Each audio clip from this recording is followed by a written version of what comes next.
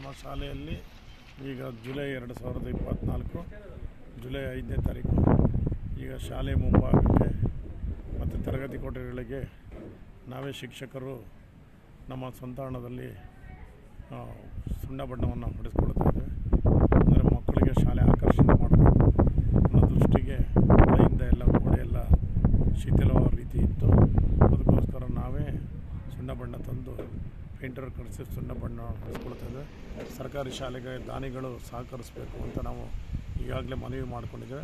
ಹಾಗಾಗಿ ಈಗ 2 ದಿನಗಳ ಹಿಂದೆ ಕುಶಾಲನಗರ ಕೈಗಾರಿಕೋದ್ಯಮ ಹಾಗೂ ವೃತ್ತಿನಿತರ ಸಹಕಾರ ಬ್ಯಾಂಕ್ ವತಿಯಿಂದ ನಮ್ಮ ಶಾಲೆಯಲ್ಲಿ ಉಚಿತವಾಗಿ ಆರಂಭಿಸಿರ್ತಕ್ಕಂಥ ಅಬಾಕಸ್ ಕಲಿಕಾ ಕೇಂದ್ರ ಕಲಿಕೆಗೆ ಮಕ್ಕಳ ತರಬೇತಿಗೆ ಅವರು ಮಾರ್ಗದರ್ಶಿ ಪುಸ್ತಕ ಮತ್ತು ಕಲಿಕಾ ಸಾಮಗ್ರಿಗಳನ್ನು ಕೊಟ್ಟು ನಮಗೆ ಸಹಕರಿಸಿರ್ತಾರೆ.